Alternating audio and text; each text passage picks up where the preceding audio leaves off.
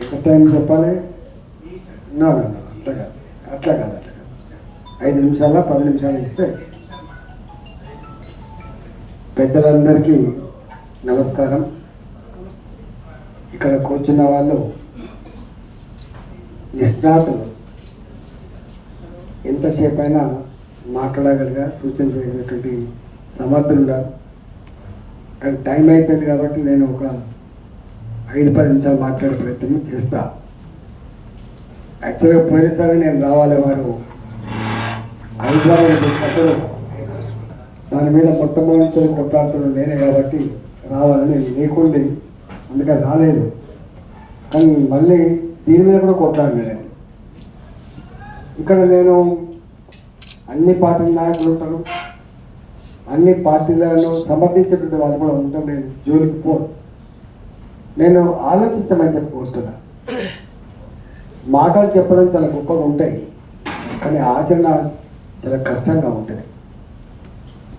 అనుభవించే వాడికే అర్థమైంది తప్ప అనుభవించిన వాడికి గడి మీద కూర్చున్నాడు రకరకాల మాట్లాడేట ఆస్కారం ఉంటుంది. నేను ఇక్కడ మూసి ప్రక్షాళన లేదా మూసి పునర్జీవనం ఎవరు వ్యతిరేకం కాదు, నేను కూడా వ్యతిరేకం కాదు. నా మీద సోషల్ మీడియా చాలా పెట్టించిండ్రు, ఈయన ప్రగతి కామకుడా ప్రగతి నిరోధకుడా అని చెప్పి పెట్టించిండ్రు. నేను అప్పుడు చాలా సమాధానం చెప్పినది వేరే విషయం.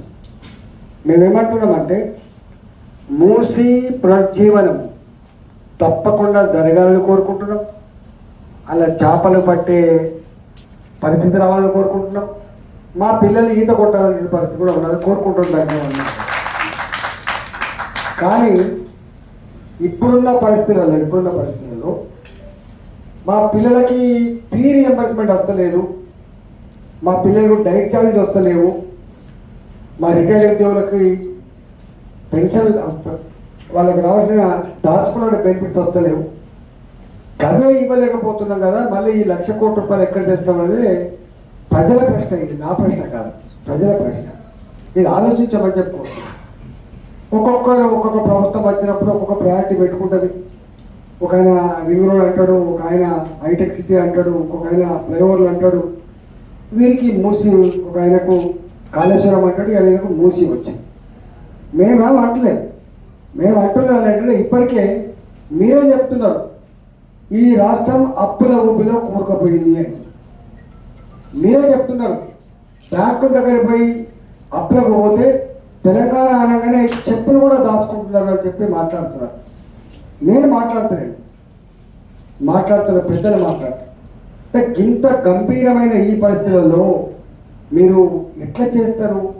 ఎట్లా అప్పులు వస్తాయి? మీరు మొదలనే పోయిండ్రు, మీరు మెట్రో కోసం పోయిండ్రు, లోన్ శాంక్షన్ అయింది కేంద్ర ప్రభుత్వ సంస్థ నుంచి, అది ఎక్కడో తప్పు జరిగిందని చెప్పి ఇప్పుడు ఆపేసింది. మళ్ళా నేను ఆర్థిక మంత్రిగా పనిచేసి ఇవన్నీ డీటెయిల్స్ చెప్పొద్దు, కానీ అంటే ఈజీ కాదు. నువ్వు అయినా నీ సంకల్పం ఉంది, నువ్వు ఇవన్నీ కూడా అధిగమించి చేస్తా అంటే వెల్కమ్ చెప్పే దాంట్లో నేను కూడా ఉంటా అని చెప్పినాను.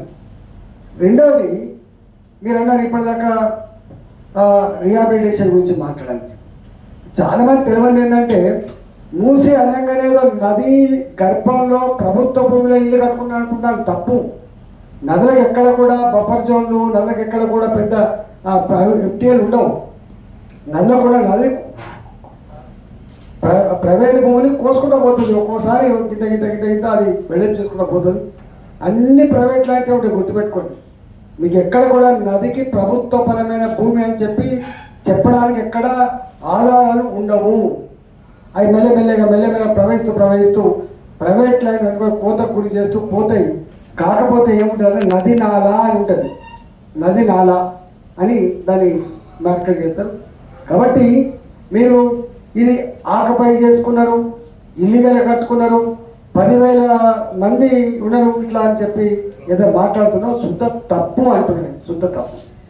అయితే మీకు తెలుసు హైదరాబాద్ నగరంలో చివర పక్కపొంటి వెలిసినటువంటి బస్తీలు కావచ్చు, లేదా ఒకనాడు జనసంచారం లేనటువంటి రిమోట్ ఏరియాల్లో వేసుకున్నటువంటి బస్తీలు కావచ్చు, ఇవాళ మూసి నది పక్కపట్టు కావచ్చు, ఇవన్నీ కూడా అనేక ప్రాంతాల నుంచి పొట్ట చేత పట్టుకొని ఇక్కడ కిరాయిలు కట్టే స్తోమత లేక 50 గజాలలో 60 గజాలలో గుడిసెలు వేసుకొని ఒక తరమంతా కూడా కష్టపడితే ఇల్లు కట్టుకోలేక రెండవ తరం కట్టుకున్న రేకుల షెడ్లు కావచ్చు, కట్టుకున్న చిన్నపాటి బిల్డింగ్లు కావచ్చు, కట్టుకున్నటువంటి మిద్దెలు కావచ్చు.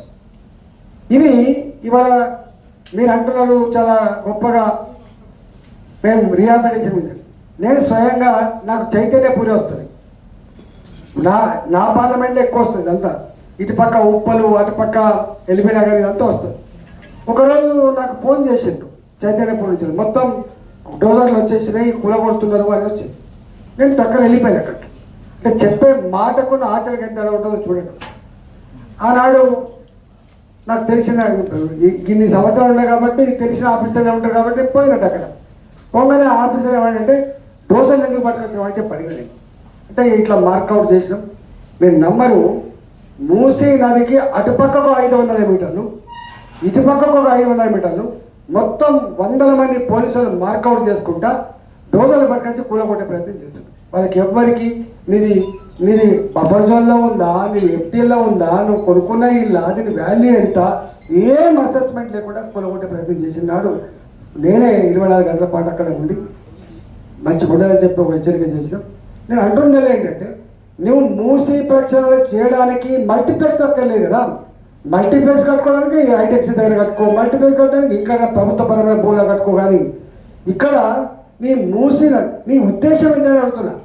నీ ఉద్దేశం మూసీలో మంచినీళ్ళు పాలించే ఉద్దేశమా, మూసీ అటుపక్కకి ఇటుపక్కకు మల్టీనేషనల్ కంపెనీ తీసుకొచ్చి బ్రహ్మాండమైనటువంటి అన్ని టీములు పెట్టి డబ్బులు సంపాదించడమా, వాళ్ళకి కట్టబెట్టడమా అనేది నువ్వు నిర్ణయించుకోవాలి.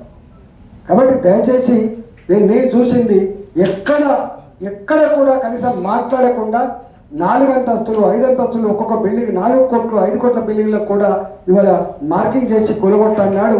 మేము ఎంత కష్టపడి ఆపినామో మాకెరక. నేను మళ్ళీ అంటున్నా, రేవంత్ రెడ్డి గారికి నా సూచన చేస్తున్నా, దయచేసి మీరు ఇప్పుడున్నటువంటి స్థితి ఏందో అర్థం చేసుకోండి. ఇవాళ 5 ఏళ్ళు మాత్రమే అధికారం ఇస్తారు, 5 ఏళ్ళు మాత్రమే అధికారం ఇస్తారు. ఇచ్చినప్పుడు నీ ప్యాక్ట్ ఏందో మనం నిర్ధారించుకోవాలి. ఇవాళ నేనున్నా, నాకు వాచ్ కావాలన్నా, నాకు బట్టలు కావాలన్నా అని చెప్పి అడిగితే నాకు ఫస్ట్ బట్టలు కావాలని చెప్పి కోరుతాను. నాకు బట్టలు కావాలని కోరుతుంది తప్ప వాచ్ కావాలని కోరండి నేను. అందువల్ల ప్రజలకు ఇప్పుడున్న ఈ పరిస్థితుల్లో నీకు వెసులుబాటు ఉంటే, నీకు అప్పులు పుడితే, 1,00,000 కొట్టే మంచి బ్రహ్మాండం చేయి. ఇవాళ దానికి వదిలిపెట్టి ఇట్లాంటి పని చేయొద్దని చెప్పి నేను కోరుతున్నాను. నెంబర్ 1. నెంబర్ 2 ఏంటంటే, మీకు తెలుసు వెంకటేశ్వర గారు, మేమంతా ఉద్యమాలకు కలిసి పనిచేసినాం. సైకాలజీ ఎట్లుంటుంది, మనతో తెలుసు. ఇవాళ హైడ్రా ఉంది.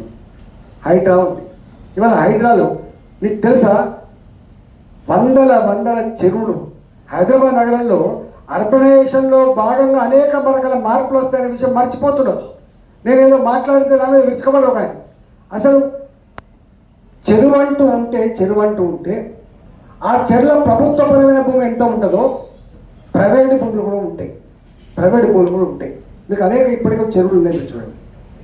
ఏమవుతుంది, ఈ ప్రైవేటు పట్టా భూములలో ఏం చేస్తారంటే తేల్తా అంటే దున్నుకుంటాట బాయంతో ఉంటాయి.